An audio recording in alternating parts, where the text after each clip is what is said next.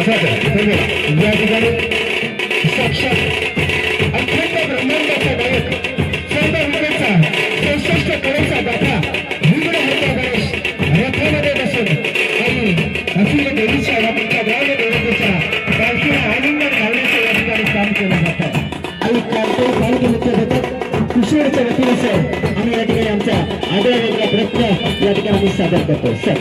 धन्यवाद सर. अतिशय सुंदर श्री गणरायाचं साक्षात आगमन झालेला 64 कला आणि 14 विद्यांचा अधिपती असणाऱ्या श्री गणरायाचं आगमन आपल्या या चांगल कोण मध्ये झालेला आहे. अतिशय नेत्रदीपक असा हा देखावा आपल्या समोर सादर होतो की